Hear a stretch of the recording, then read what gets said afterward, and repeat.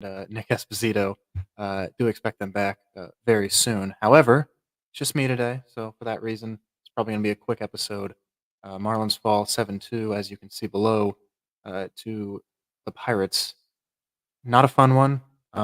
Once again, I mean, Marlins non-competitive. I think for a couple different reasons. We'll get to that a little later. Like I mentioned yesterday, technology. We're gonna get a little bit better here soon. But for now, here's where we are. This is it. Welcome. Uh, yeah, so 7-2, the Marlins fall. It was AJ Puck on the mound, his first career start. Not a very fun first career start. He went 2 innings, 3 hits, 4 runs, 4 earned. You know what? I'm the only one here. I'll let you guys in on what I get to see and a little box score if it helps. 6 walks for Puck, and that was a point of emphasis in spring training. He was actually very good when it came to walks in spring training from the numbers we saw. Not so much here. First career start, you got a little give and take. The Marlins were asking a lot of him, given the 7 arms they used last night out of the bullpen, maybe 6 out of the pen. No, I think it was 7 out of the bullpen alone. It was a tough situation. All they had left was Brian Hoeing and Birch Smith for today, who, for all intents and purposes, really had good starts. It was Brian Hoeing that came in right after Puck, took over for him in the third with nobody out and a couple runners on, was able to get his way out of that jam. Hoeing, 4 innings in total. His first 3 innings were scoreless. The fourth one gives up 1 run, but able to get out of the jam. That's a lot to ask out of a guy in his first appearance out of the bullpen this year. The Marlins offensively, meanwhile, I mean, not much. There was the bases loaded jam in the third. They scored one to cut it to 4-1, and Jazz Chisholm unable to get anything done with the bases juiced. Rough day for Jazz, 0 for 4. Not his best couple game stretch to begin the season. A lot of these things are a long season. Don't panic. That sort of vibe for the Marlins right now. Hoeing, really impressive stuff. When you have a bullpen depleted on opening day, it was strange. We were talking about it yesterday, I believe. Skip Schumacher has this tendency to want to play everybody, and we'll talk about Avi in a second here. Avi Garcia, of course. Um, a tendency to play everybody offensively over the course of the first series. He played just about everybody. I think he's got through the entire bullpen, outside of the starters, of course, in 2 games worth, and we've gotten to see even Sixto Sanchez in action yesterday. Then Birch Smith comes in, a rough first inning, 3 hits. They were able to get him for 1 run, in total 2 runs over the course of his 2 innings. Not his greatest performance, but a good story. Birch Smith, drafted in 2011 to the Padres, made his MLB debut in 2013. Started 7 games, pitched in 10, I believe, and then Birch Smith doesn't pitch again until 2018. He was let's see here, a Royal, a Brewer, a Giant, and an Athletic. Now finds his way to the Marlins. Those are just teams that he played in the big leagues. He might have been bounced around in a couple more places. Pretty good story. Good to see him out there for the Marlins. Called up just a couple days ago, according to the broadcast. So good stuff for Smith. 4 double plays for the Marlins offensively. That's the story. I believe it felt like the story from what we saw. Rough day for Miami offensively. The double plays actually all came from Jake Berger and Avi Garcia, who struck the ball pretty well on a few of those. Garcia on the wrong end of some boo birds. We saw it yesterday. You never like to see it on opening day. You kind of understand where the Marlins fans are coming from. And today, couple double plays, blowout loss. It felt like just not great. Not a great vibe to start the season for Miami, and especially not for Avi Garcia. You hope he picks it up. He did have a single, albeit one that probably could have been another double play in the ninth inning. Was ruled a single. Could it have been rolled an error? Yes. But good to see him get on base. Maybe that helps him kind of break out of, I guess we can call it a slump early in the season. 0 for 2 last night, coming off the bench, and finishes 1 for 4, I believe, today, including that double play. So we'll see if Avi can pick it up. Too early to start, obviously the complaints are going to be there. Whether or not he should be on the roster, a lot of people are talking about already. But we're here. Avi's currently the 5th outfielder. You're expected to see him at some point in this series. Skip loves to play through everybody or says that he wants to play most guys that opening weekend, kind of get them into the swing of things, and this is the result.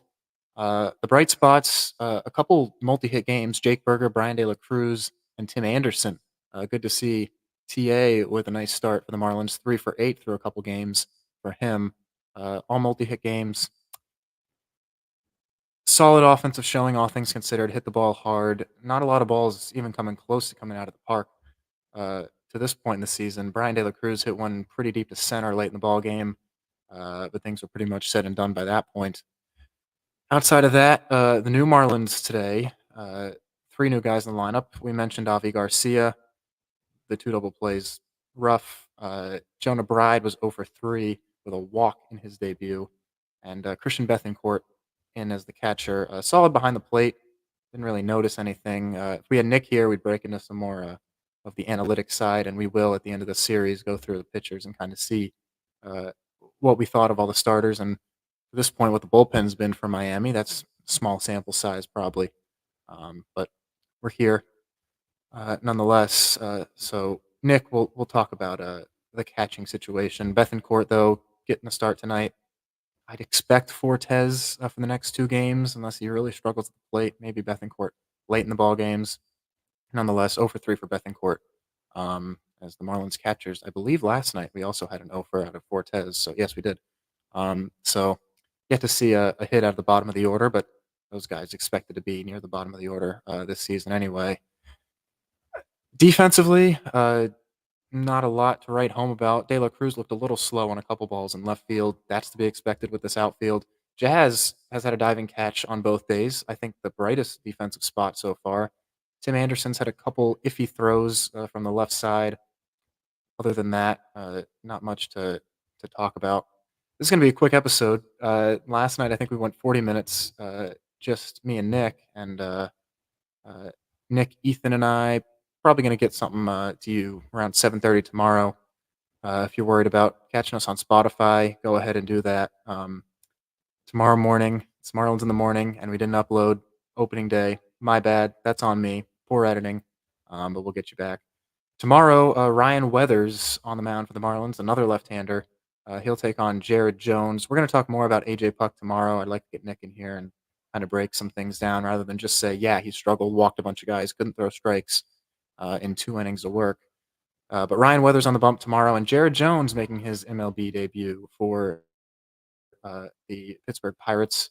I'm probably calling them the Padres here just because of the fact that I was talking about Birch Smith earlier and his Padres debut. But the Pirates, who are now 2-0 after a couple wins against the Marlins, will toss out Jared Jones. Opportunity for the Marlins to bounce back. You'd like to see him jump on a young arm. We'll see what the lineup looks like tomorrow as they've kind of worked all these guys in. Outside of Brujan, every Marlin has now started through 2 games in the season. Brujan probably going to get a start on either Saturday's 4 o'clock game or the 1:10 getaway on Sunday. Yeah, Ryan Weathers versus Jared Jones tomorrow. Drafted in 2020. Jones just 20 years old, making his debut. Right-hander.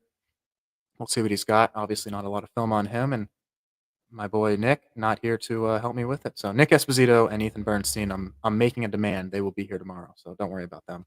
We'll get more about Avi, I'm sure, from Ethan as well. And yeah, on this day, that's our last topic. I'm gonna be probably 11 minutes. This might be a new Marlins in the Morning record. Gonna be very easy for me uploading wise. Also, on this day, this one stinks. I mean, we're down. We lose 7-2, back-to-back losses after the heartbreaker yesterday. March 29th, 2018. It was the Ian Happ home run against Jose Arena to start off the season. First pitch of the MLB season, Ian Happ ropes one to right field. If you don't remember it, go ahead and watch the. I think there's a full clip on YouTube. I remember seeing it last year of the Dan Levitard show was live talking to one of the members of the show live from the ball game and his call of the first pitch of the Bruce Sherman era. Uh, it's funny. Go ahead and watch it.